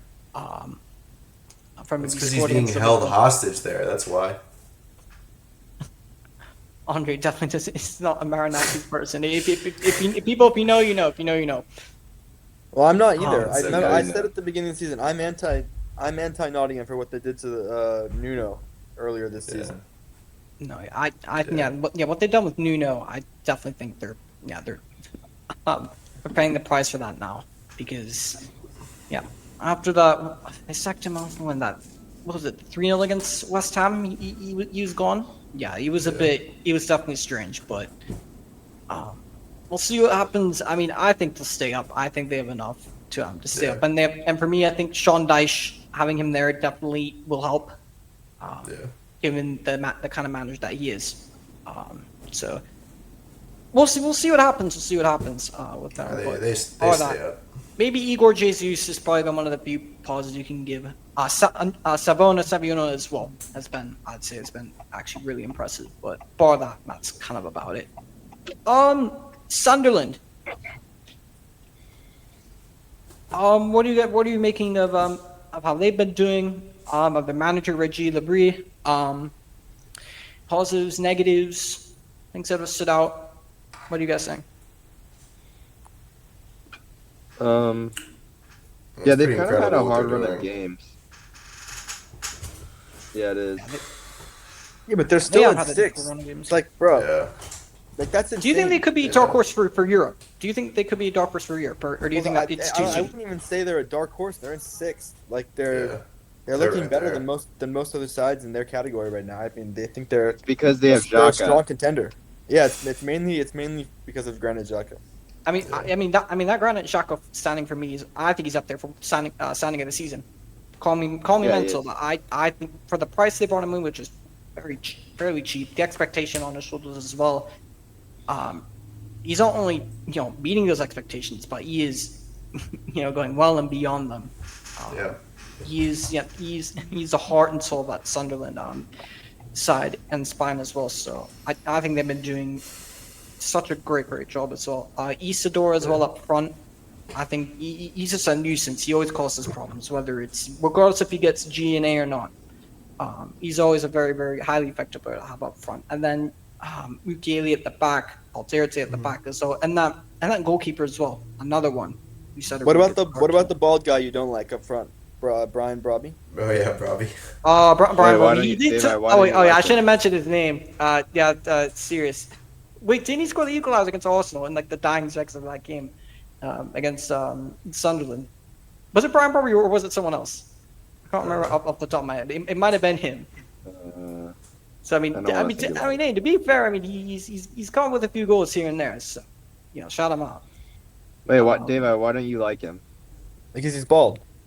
No. Oh, Again, this. I forgot. No, It's just like with Ten Hag. This is what always happens. Yeah. Okay. Yeah. This. And fuck's sake. Yeah. For those who know, my patient at the moment is wearing so thin. It's been a long 2025, and I just want to see. On the football side, on the personal level, I just want to see your fucking end. It's all my life. But Sunderland, I don't know. They could be they could be a shout or a dark horse for Europe. We'll see. West Ham. It's not great for them right now. It's not. Bar Jared Bowen, who's probably one of the only good players and things going on with that club, and that youngster Potts as well in midfield. I think he looks a decent player. Somerville maybe here and there, but bar that, and Matthias Fernandes should be fair. But bar that, there's I mean, do you guys think West Ham will go down? Yeah. Yeah. I could see it. Yeah. No. I mean, honestly, a little championship season would like shake them up in a good way. I don't know. No, I they don't think they it would need be good for them. I think they would lose too many. They have the thing about West Ham is they have talented players, but they're just not performing. So I think if they went down to the championship, they would just lose all those players, and then they would really be in trouble. Yeah. No, definitely. Yeah, and I mean, those thing goes on. I mean, no one's ever too good to go down. I mean, I'd be certainly surprised if they went down, given some of the players that they've got. But I mean, they've been a shambles this season as well. Wolves. Yeah, I'm gonna say this right because I'm just gonna keep this, very short. Even their best players, you could say, there's been no positives. I'm just gonna make that very clear. There's nothing to be positive about. Do you guys think that Wolves will finish the season with the worst points tally? Because I think they're currently on 2 points right now. Yeah. Yeah, it's very Oh, possible. gosh. What's the record? Is the record 11 points? I think so. That sounds yeah. right. I think it's 11 points. Because like we're about halfway through the season and they have 2 points. So I mean, like, if the math continues, like they're gonna be on 5 points by the end of the season, maybe. Yeah. No, yeah. So they got to do yeah, some, it's definitely but also, what I also wanted to say is the new manager has come in and he's lost every single game. Rob Edwards. Isn't the worst manager in Premier League history De Boer, who came in and Right. lost every single Oh game? yeah, Frank de Boer at Palace. I think he lost his Yeah. first 3 games or something like that, and he got sacked. I think. Okay, so it's only 3. Could be So I was wrong. wondering, because I was wondering what the record is for like manager comes in like most losses. No, yeah, consecutively yeah. There's been before. no change from Yeah, it might be this Vitor guy. Pereira Damn. to Rob Edwards. So yeah, there've been no pauses. But Mo, for whatever reason, just hasn't. He's not here right now. Why, I don't know. He said he'd be here, but it is what it is. But looping back to Manchester City. Oh yeah, before we where move is on. he? Mo said he'd turn up, but he's not here. So why that is, I don't know. But It's all right. to step in Manchester City, Haaland is Erling Eva, Haaland. you should get the sack. You should get the sack for that. Why? What? Why is that on me? I've turned up. I'm here hosting the show as No, always. I said he No, should. no, I said he should get the sack. Oh, he should. Okay. I thought you said I should get this. I'm just like, what? But No, as I was used to say saying, that back in the day, but that's when I thought I would be the head host, but Yeah. not anymore. But with Man City, bar Erling Haaland, right? Where would you guys say that the positives and negatives lie with Manchester City right now? I mean, there's so many you could point for positives. I mean, whether it's Nico O'Reilly right now for Yeah, right. Wait. back. Can I interject really quick? Okay.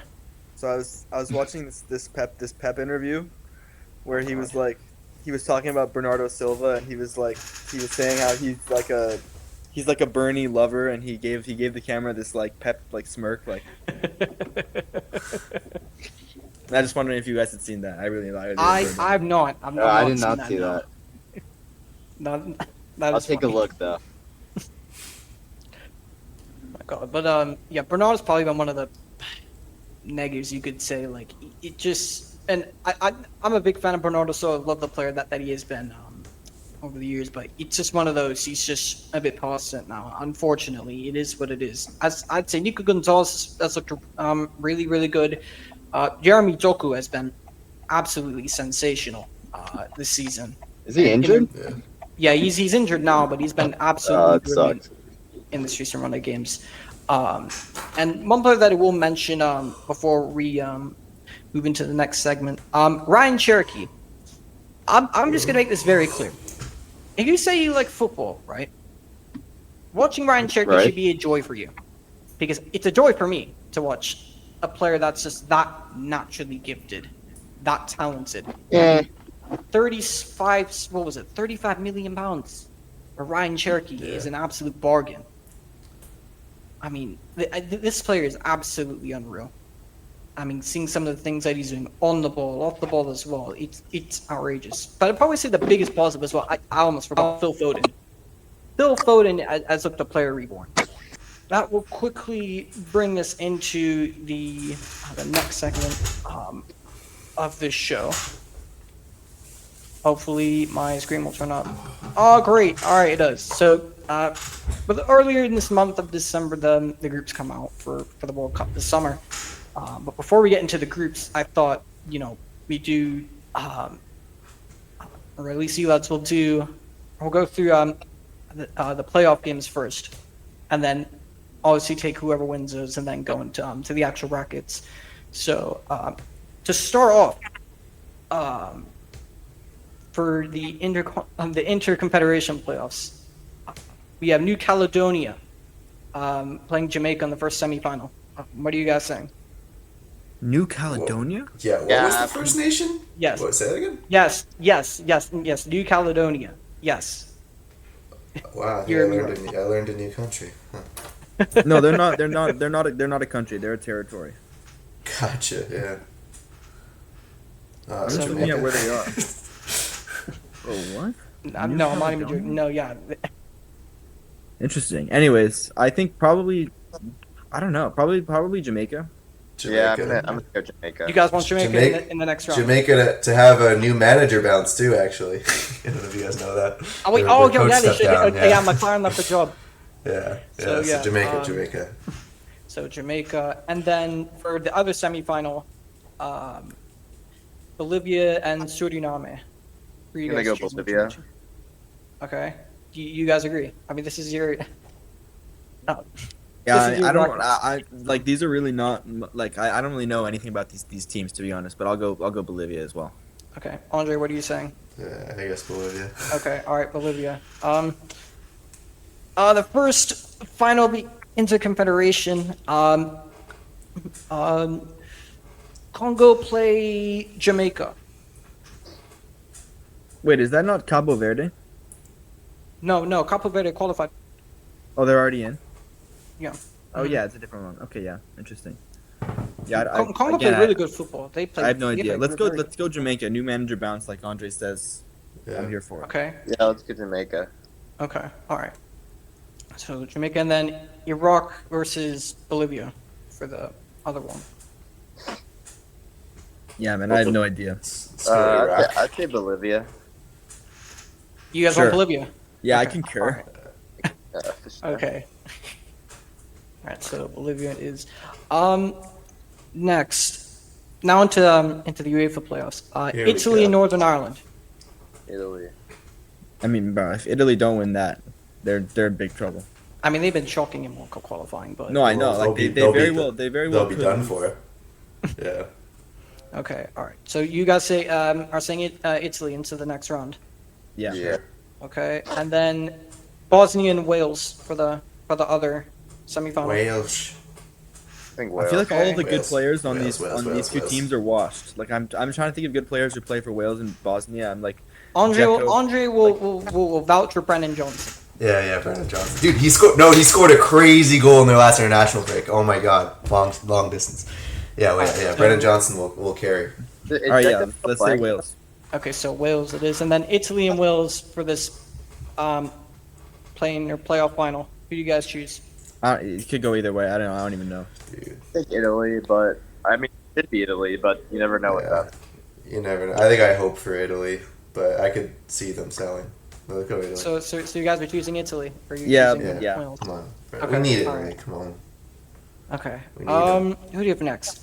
Ukraine against Sweden. Sweden have been so bad. The only reason why that they're in this position in the first place is because of Nations League. Yeah. So. Well, do you guys know now?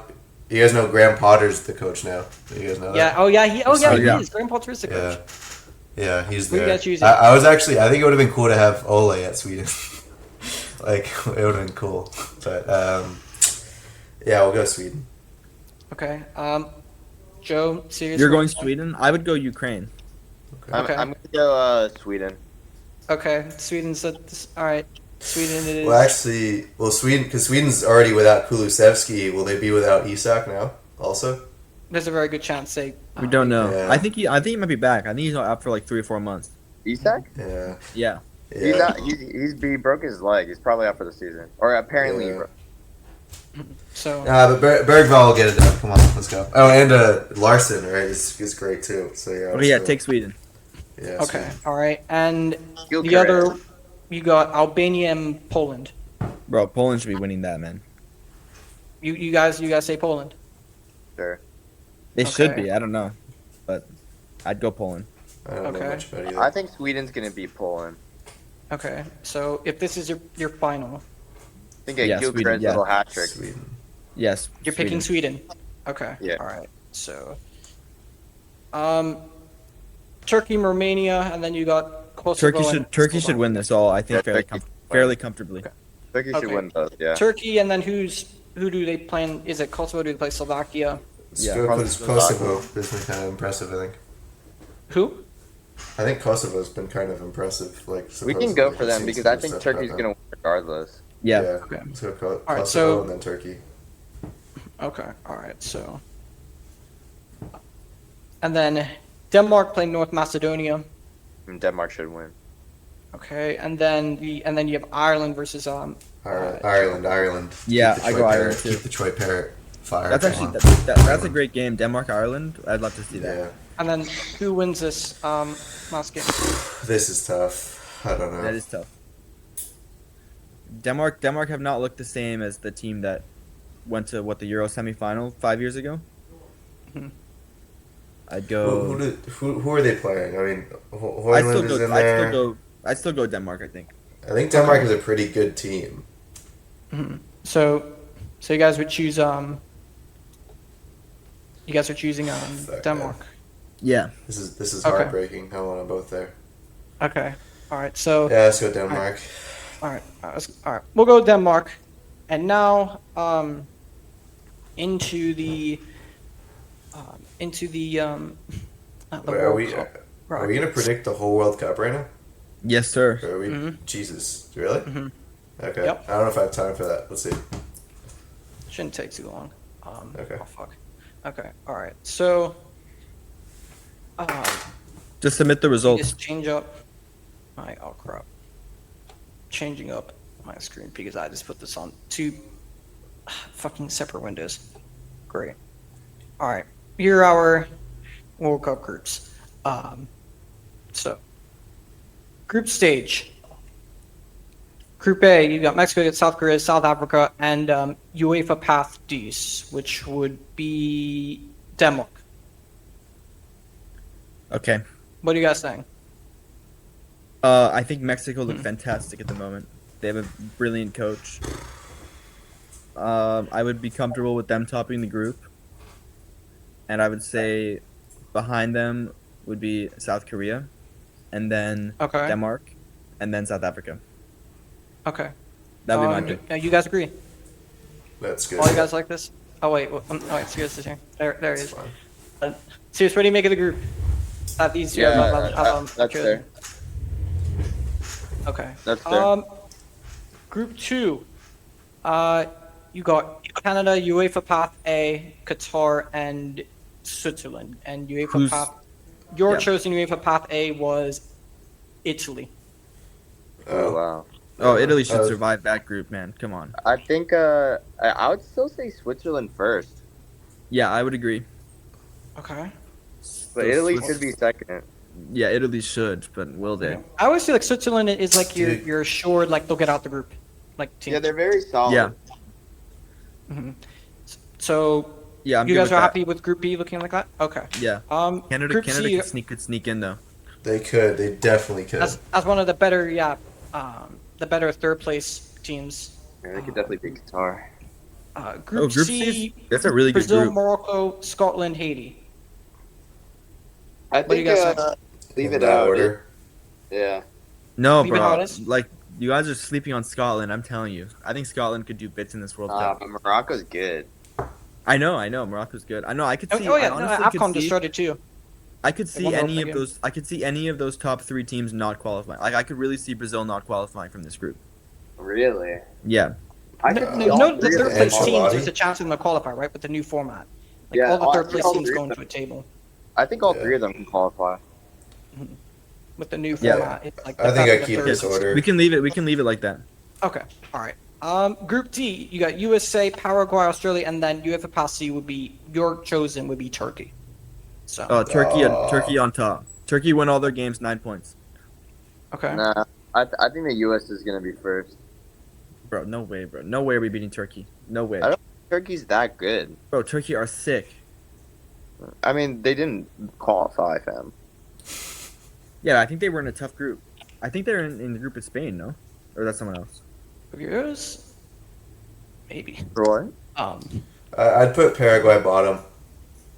Paraguay bottom. Paraguay bottom. Yeah, too. Turkey were in the group with Spain. Okay. So you guys currently have USA first. I say Turkey Turkey first, second. but if I'm outvoted, then Okay. whatever. Okay. It's up to Andre. I don't know. I don't care. USA, Turkey, USA. Let's keep USA. Let's go. Pochettino. all right. Come on. All right, we'll leave it there. Group E, you got Germany, Ecuador, Ivory Coast, and Curacao. What are you guys saying?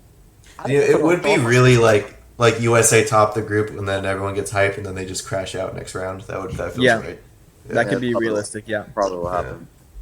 Group B. I'm happy with Group E in that order. Cheers, Andre. What do you guys think? Group B. Yeah, I'm cool with that. Yeah. Yeah. Okay. Well. All right. Fair enough. Yeah, it's good. Group F. You have Netherlands, you have Japan, you have Tunisia, and then you have UEFA B, which your chosen UEFA B was Sweden. Damn. I feel like Japan still somehow gets it. I don't know why. I think Japan is top of this group. I mean, Tunisia obviously goes fourth. Okay. I think. But Netherlands is solid, man. yeah, but I just think Japan. I think Japan is so consistent in World Cups. I think they top this group, and then Netherlands is second. And I would even switch Tunisia and Sweden. I think Sweden will finish last, but that's just me. Really? Nah. Okay. I Yeah. think keep Sweden. Keep Sweden third. Okay. Yeah. You guys happy with this in this order here? You got Japan, Netherlands, Sweden, and then Tunisia to be fourth. This is fine. All right. We move to Group G. You got Belgium, Iran, Egypt, New Zealand. What do you guys think? I think Belgium struggle. Really? Okay. Then where do they finish? I'm saying Egypt, Iran, Belgium. No way. Really? That's what I'm saying. No way. That's a crazy take. Andre, serious, what do you guys think? Belgium definitely qualify. I don't know if they'd be first, but they definitely qualify. Andre, your thoughts? I'm fine with this order. You're good with this? Yeah. That's fine. We can move on. This order's fine. All right. Group Yeah, H, you got Spain, Uruguay, Saudi Arabia, Cabo Verde. Spain's definitely first. Okay. The bottom three, you got Uruguay, Saudi. golden. I think it's fine. It's fine as it is. Yeah. Yeah. I think Cabo Verde fair. might be a good shot for third. Yeah, but Saudi Arabia are just that team that can just get. They can get a random win over Uruguay. That's you know. true, yeah. Or Then Spain. again- Yeah. Okay, so you guys happy with this?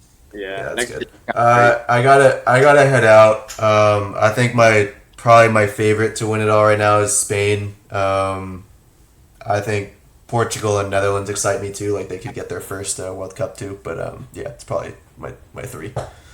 But All right, fair enough. yeah. All right, peace. See you guys. Bye bye. Rounders out of here. Bye.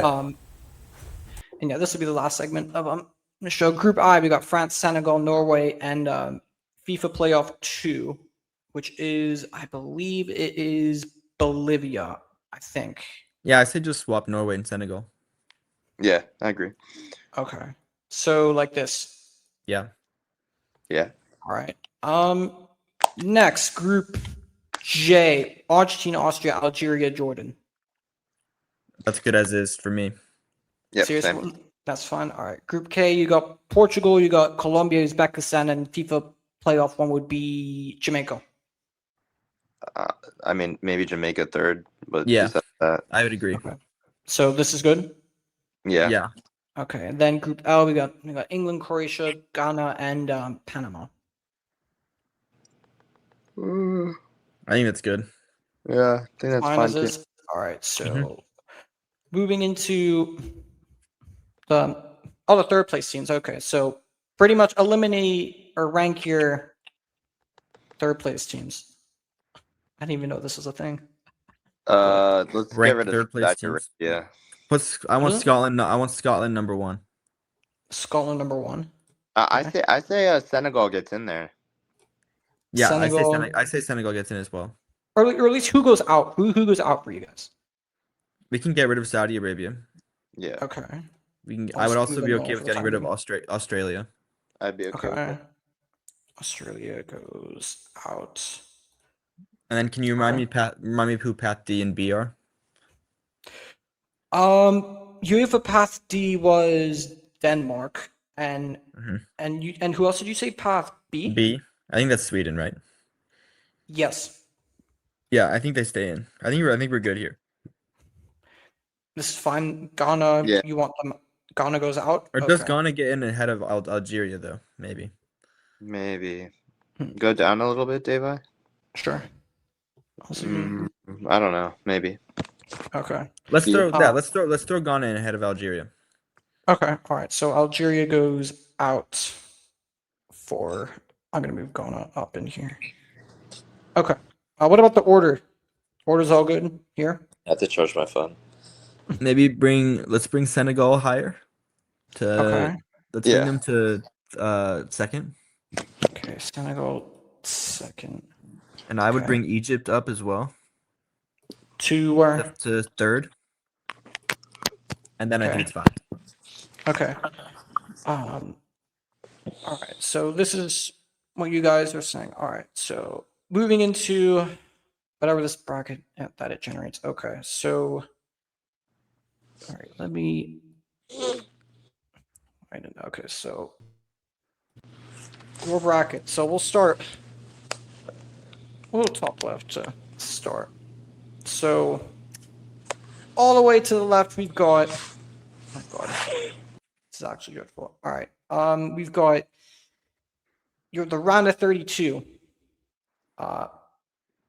Germany and Scotland to kick off the knockout round. Oh, I would say wait, is he was gone? Where's he going? No, he's here. Yeah. Oh, he's here. Okay. Germany, like Scotland to kick off a round of 32. Yeah, 'cause I would say I would say Scotland for this, but we can go Germany if you want. way, fam. Bro, I'm just Really? saying, bro. Just Germany, watch. Just Germany. wait, bro. Just wait. If you're right, then shag me a new one. But Germany. I'll do that. I'll do that regardless. But yeah, we can go Germany. Okay. France and Egypt. That's Next. France. France. Okay. South Korea versus Path A, What is that? which was God. I got out this one open. Italy. Ooh, I don't know. Let's go Italy, like on penalties or some bullshit like that. Okay. So Path A. Japan versus Morocco. It's a gonna be great really game. That's a great game. I would go Morocco. So would I. Okay. Morocco. Colombia and Croatia. Croatia. That's another good game, yeah. But I'd go Croatia as well. Okay. Spain and Austria. Spain. Yeah. Okay. Austria are good though. USA and Senegal. I Damn. actually could see USA winning that. It would be tight, but yeah. Yeah. Okay, USA and Belgium against, I think that's Sweden. Yeah, Belgium. Belgium. All right. Damn, seeing this to preview that replay of what the 2014 round of 16. 2014 World Cup round of 16 there. Brazil versus Netherlands on the other side. That's a good game early on. Wow. I would go Brazil. Same. Okay. Ecuador and Norway. Norway. Norway for sure. Both of you on Norway. All right. Yeah, for Norway. sure. It is Mexico and Cote d'Ivoire, Ivory Coast. Mexico. Yeah. Okay. England against TBD third. What the hell? It's fine. Colombia. There's no team in the third place area that's gonna beat England. I'm sorry. Yeah. Okay. All right. So I guess It doesn't matter. England, I guess. Argentina against Uruguay. That's gonna be a tasty. Oh wow, Yeah, that's a shame. I really want to see Uruguay make a run in this tournament, but they probably will not if they play Argentina early on. So you guys are choosing Argentina. Yeah. Okay. Iran versus Path C, which is double checking Turkey. Yeah, Turkey. Turkey. Okay, Turkey it is. It's a shame for Cyrus's homeland to be out. Switzerland No. against Path B, which is Sweden. Oh wait. Oh, yeah. Wait, fuck, Wait, wait. what? That was Sweden, then wait. That was Sweden, then Okay, wait. That bye. was... Hold on. Path D. D. Path D was... Denmark. Yeah, it's still Belgium. Still Belgium. Okay, alright. Then doesn't really matter anyways. But Switzerland win Switzerland, against yeah. Sweden. okay. And then Portugal and Ghana to Portugal. sum up. Portugal. Okay. Even though Roberto Martinez is ass cheeks. He's ass cheeks. Oh my! Yeah, he's an awful manager. Into the round of 16. Germany and France. Good game, but I go France. Yeah, I go France as well. Okay, France it is. UEFA Path A, which is Italy against Morocco. Morocco win. Yep. All right, Morocco it is. Croatia and Spain. Spain. Spain. I feel like we see Croatia versus Spain in every single international tournament. Yeah. USA and Belgium. Wholly biased, but I got US. Yeah, I actually have US as well. I really don't rate Belgium at all though. That's more me not rating Belgium than me rating the US. Okay. Interesting. That's Brazil the and first versus Norway. That's a really good. I would love to see this game. I really think I could go either way. Same. I actually would don't take know. I would take I'd go with Norway what you actually. want. I'm down with that actually. Norway. All right. Norway knocks Brazil out. Mexico and in England. England. You know, I could really see that being an upset as well, but I'll take England. Okay. Argentina against Path C. Which Argentina. I think is I would take it's Turkey. Turkey. I would No. take Turkey. No way, fam. Ahead of Argentina. Yeah. Dave, you're gonna have to tie break it when we tie. No, fair enough. I'll have to be tiebreaker then. I mean, I could see it, but my instinct tells me it has to be Argentina though. So Fair enough. in my opinion. And Switzerland, Portugal to end off Tight the one. round of 16. Yeah, go Portugal. We get Portugal, Argentina. Oh no. Into the the That could very well quarterfinals. happen. France, Morocco in the quarterfinals. Friends. France, Okay, Spain and US. Spain. Yep. Yeah, I think that's pretty straightforward. Norway and England in the quarterfinals. England, Yeah, probably England. Okay, but barely. we'll probably scumbag our way through to the next round. And Jude Bellingham, Argentina, Jude Bellingham Portugal. bicycle kick. Argentina, Portugal. The Yeah, little that's boy brilliant. from I the got little seven boy, minutes. little I'm boy taking versus. Portugal. I'm taking the Portugal. little boy from Rosario. No, the big man from Portugal is taking his revenge. A lot easy. He's 41 and watch. He's not taking anything. All right, Dave. You'll have to break the tie. I'm gonna need to break the tie here. Yeah. Jesus. But for who I would trust to get You know to what a the thing semifinal, is? I'd say Argentina. If Portugal had a better manager, I'd say Portugal. By the way, agree. I'm just saying it right now. If Portugal brought in Jose Mourinho, they would win this World Cup. You know what? And I don't disagree. And I think if they played Argentina, they would win if they had a better manager. But Scaloni is such a better manager than him. That's true. I still think Portugal win this game. I guess I have to be the tiebreaker. All right. I think without a Leo Messi inspired to win the World Cup, even though I'm sure he's gonna want to win the World Cup, but he's not gonna be as inspired as he was in the last tournament. So I think without that, they don't win this game. No, he's always inspired. Oh god, it's gonna be down. And now we have a prime Julio and Alvarez. He's in his prime right now. Devi, this is a big decision. This is a big decision right now, Devi. Are you feeling the pressure? No, Argentina overall is better coach. I just don't rate Roberto Martinez. That's why I'm choosing Argentina if I have to choose one. That's fine. Semifinals: Spain, France, and Spain. Spain. Okay, they go to the World It's Cup gonna final. be so close, fam. England But and I'll go with Spain. Okay, England, Argentina for the other semifinal. Well, we know what happens when Messi plays the English. Yeah, we all know what happens. I'm taking Argentina here. Yeah. Yeah, I'm taking in the Argentina final. too. Okay. Yeah. Your third place game, you got France and in England for your third place. I'd say France, but I'll say France, but really, it's third place really could just go either way. I'll take France though. And the final, Spain, Argentina. That would be a fantastic final if that was the case. Yeah, I hope it's that. Okay. I'm going Spain. I'll go with Spain too. All right. So Spain are I think Spain's gonna win. your chosen World Cup winners. Yeah. Well, I have to hold back because I've successfully predicted the past 3 World Cups. I won't give my Jose's official prediction until just before the World Cup starts. No. Yeah, we're gonna do this again after the playing games. I hope you know who's actually going to win. Who's actually going to win? Their captain is 5'7". I see. And with that, yeah, we've reached the end of the show. Wait, Dave, I know Andre isn't here, but can we agree on one thing? I think. Wait, let me check something really quick. This will be a second. Oh god. I got a horrible feeling about this. No, it's not bad. So, in regards to fantasy, I think we're all kind of in a similar position right now. Just a little. Wait, I haven't looked at my team since September. How am I doing? You haven't?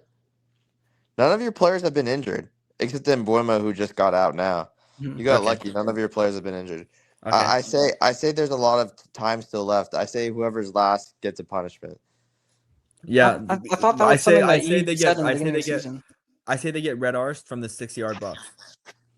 I thought that was something you said from the beginning of the season. But yeah, but we forgot. So from now on, whoever gets last gets red arse. And if you're not, say for example, I'm not in LA, I'll just have one of my lads red arse me. Yeah, and then you send a video. Yeah, you send a video. For God's sake, that's gonna be shit. Wait, right before the end of the video, actually, just a question of the day, right? In this year 2025, if there's one, whether it's a PLBT memory, a football memory that stands out to you, what would that be and why? Probably when I put a pinky. No, fuck off. Like, The you were talking. I guess a personal football memory, like me and my lads Give me anything. won the rec league, and we got invited to DC United, so we played on the DC United tournament. Hey, Chris. Yeah, Joe, we almost won. you? Oh, I don't know, man. Real lost to Barca a lot, so when we finally beat them, that was fun. Hey, Fairs. I mean, as Dave, for me, what- for football what memories, about you? I've gotten on. I've literally gotten on. Wait, what about playing in the park with Sheehan a couple months ago? Yeah, that could be a good. Oh, yeah. That could be a good one. Yeah. That was fucking experience. So yeah, from By all the of way, us, Sheehan has two goals and 4 assists in 4 games right now in our new season. Shout out Sheehan. not shouting out, man. But yeah, from all of us at Premier League Prime Time, thank you for all the backing this work this year. I do have to apologize wholeheartedly because on a very personal note, some know, some don't. It's been a long fucking year from a football point of view and from a personal point of view. It's been a year to forget. It's been a year of hell for me personally. It's been a really difficult year. That's as to why I've not been in and around. I've not been doing as much on this channel as I would like to, but 2026, will be significantly better. I can promise that. So, yeah, to everyone, cheers for the backing and all that. And yeah, 2026, it can only go up from there. So, and yeah, and we reached the end of the podcast of the show. And yeah, from wherever you're watching this, we hope you have a great day, great evening. We'll see you in the next one. Take care, people. Peace.